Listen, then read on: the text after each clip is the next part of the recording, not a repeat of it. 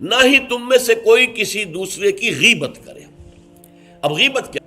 کسی شخص کی غیر موجودگی میں اس کی کوئی برائی بیان کرنا، یہ غیبت ہے۔ یہ ہے اس کی ٹیکنیکل ڈیفینیشن۔ لیکن یہاں بھی جان لیجئے ہر غیبت غلط نہیں ہے۔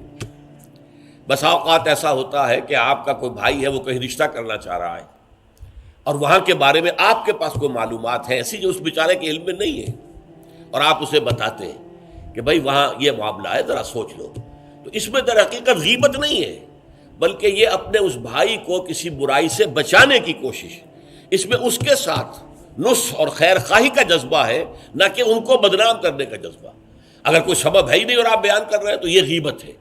لیکن اگر معاملہ اس طرح کا ہے تو ظاہر بات ہے، اسی طریقے سے کوئی کسی قوم کے رہنما ہیں اور بڑی شخصیتیں ہیں، اب ان کے بارے میں یہ ہے کہ پبلک میں اگر آپ کو ان پر تنقید کرنی پڑے تو اس کے اندر بھی دیکھا جائے گا کہ وہاں اس کا ہونا ضروری نہیں ہے، وہ تنقید جو ہے آپ ملک اور قوم کی مصلحت میں کر رہے ہیں۔ تو گویا کہ اس طریقے سے غیبت کی ہر شکل جو ہے وہ حرام نہیں ہے۔ البتہ ایک خیال لوگوں کو بڑا غلط ہے، اور وہ میں ایک حدیث کے حوالے سے اس کا ازالہ کر دینا چاہتا ہوں۔ یہ حضور سے سوال کیا گیا کہ پوچھا گیا کہ غیبت کیا ہے۔ یہ حدیث ہے، مسلم شریف میں بھی ہے، ابو داؤد میں بھی ہے، ترمذی میں ہے، نسائی میں ہے، یہ حضرت ابو ہریرہ رضی اللہ تعالی عنہ سے۔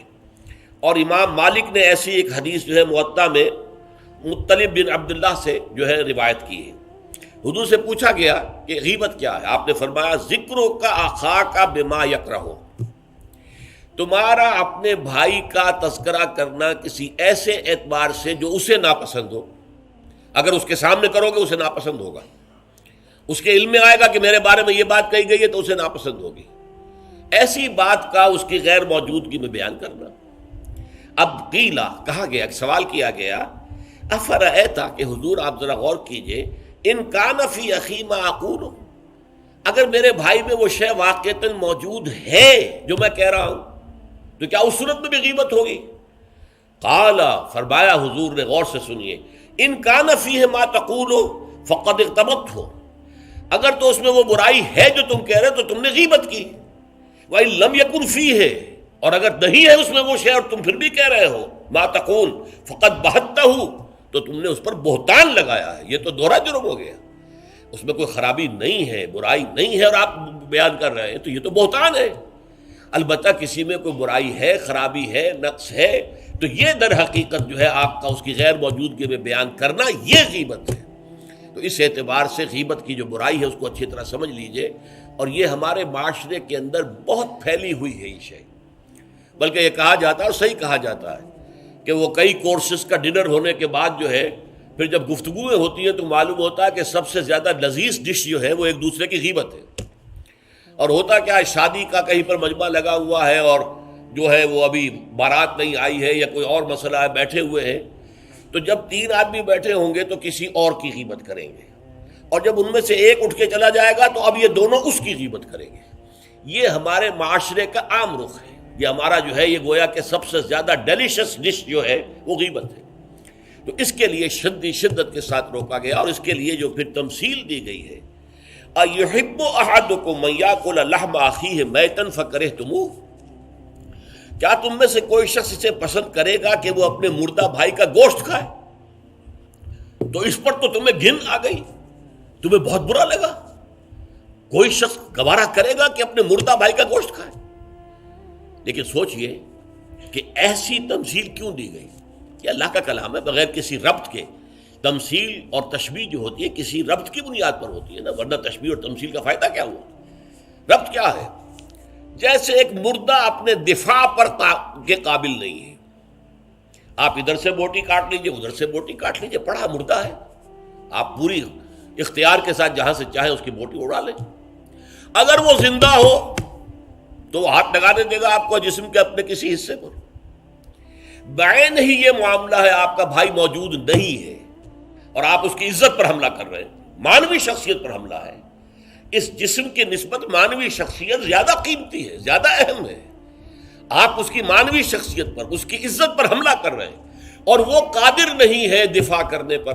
اگر وہ ہوتا اور بات کرتے، اور یہ چیز پسندیدہ ہے، اگر آپ پبلک کے اندر اس کے منہ پر کہیے بات تو معلوم ہوگا بلکہ اس میں جو پسندیدہ ترین بات ہے وہ یہ ہے کہ کسی بھائی کا کوئی عیب ہے، علیحدگی میں جا کر بتاؤ بھائی تمہارے اندر مجھے یہ نقص نظر آ رہا ہے، برا نہ ماننا، میں نے تمہاری اصلاح کے لیے کہا ہے، مجھے تم سے کوئی قد نہیں ہے، دشمنی نہیں ہے۔ یہ نہایت پسندیدہ بات ہے۔ اس کو کہا گیا المسلم و مرۃ المسلم، ایک مسلمان دوسرے مسلمان کے لیے آئینے کے مانند ہے۔ جیسے آپ آئینہ دیکھتے دیکھتے رہے یہاں کوئی داغ لگا ہوا، دھبا لگا ہوا، آپ اسے دھو دیتے ہیں، ہٹا دیتے ہیں۔ اسی طریقے سے ایک مسلمان کو اپنے مسلمان بھائی کے لیے آئینے کے مانند ہونا چاہیے کہ وہ اسے اس کی خرابیوں پر، اس کی برائیوں پر مطلع کر دے، لیکن یہ اطلاع جو ہے یہ ہوگی خلوص کی بنیاد پر، خیر خواہی کی بنیاد پر، اسے ذلیل کرنے کے لیے نہیں، اسے بدنام کرنے کے لیے نہیں، بلکہ یہ کہ اس کے سامنے علیحدگی میں، تنہائی میں بات کی جا رہی ہے۔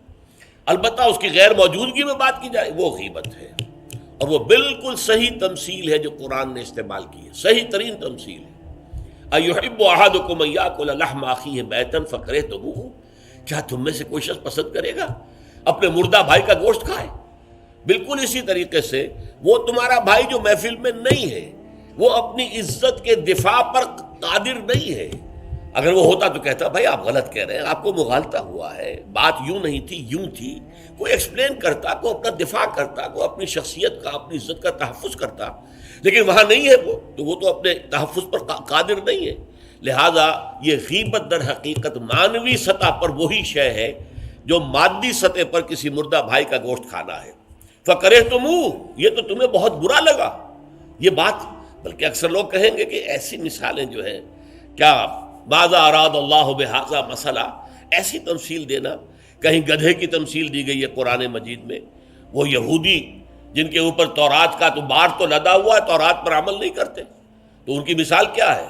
کمثل الحمار یحمل اسفارا، وہ تو ایسے ہے جیسے کہ گدھا ہے، اس کی پیٹھ کے اوپر کتابوں کے انبار لگے ہوئے ہیں، گٹھری باندھ کر جو ہے مکالمات افلاطون لکھی ہوئی ہے، یا انسائکلوپیڈیا برٹانیکا کی گٹھری باندھ کے رکھ دی گئی ہے، اسے کیا فائدہ؟ اسی طرح سورہ اعراف میں کتے کی مثال دی گئی ہے، کہیں مچھر کی مثال دی گئی ہے، کہیں بکری کی مثال دی گئی ہے۔ تو مثالیں جو ہوتی ہیں وہ معنوی ربط کے اعتبار سے ہوتی ہیں، یہ نہیں دیکھا جاتا کس چیز کی مثال دی جا رہی ہے، جس چیز کے لیے مثال دی جا رہی ہے، مشبہ لہو اور مشبہ بہی، کس چیز کے ساتھ تشبیہ دی جا رہی ہے، کس لیے دی جا رہی ہے۔ اَيُحِبُّ أَحَدُكُمْ أَن يَأْكُلَ لَحْمَ أَخِيهِ مَيْتًا فَكَرِهْتُمُوهُ وَاتَّقُوا اللَّهَ، اللہ کا تقوی اختیار کرو، اس لیے کہ سارے احکام کی روح جو ہے وہ تقوی ہے۔ احکام دھرے رہ جائیں گے، رکھے رہ جائیں گے، کتابوں میں لکھے رہ جائیں گے، اگر اپنے اندر تقوی نہیں ہے، برائی سے بچنے کا ارادہ نہیں ہے، اللہ کے عذاب سے بچنے کا مستقل پختہ مصمم ارادہ نہیں ہے، تو کوئی فائدہ نہیں ان چیزوں کا، بھینس کے آگے بین بجانا ہو جائے گا۔ واتقوا اللہ ان اللہ تواب الرحیم، اللہ کا تقوی اختیار کرو، اور دیکھو اللہ بہت توبہ کا قبول کرنے والا ہے اور بہت رحم فرمانے والا ہے۔ تو دیکھو اگر تمہارے سے یہ خطائیں ہو رہی ہیں، تمہاری شخصیت کے اندر اگر یہ خرابیاں ہیں، تم ان برائیوں کے عادی ہو، تو ان سے اپنے آپ کو پاک کرو، صاف کرو، توبہ کرو، اور اس میں امید دلا دی کہ اللہ تعالیٰ بہت توبہ کو قبول فرمانے والا اور رحم فرمانے والا ہے۔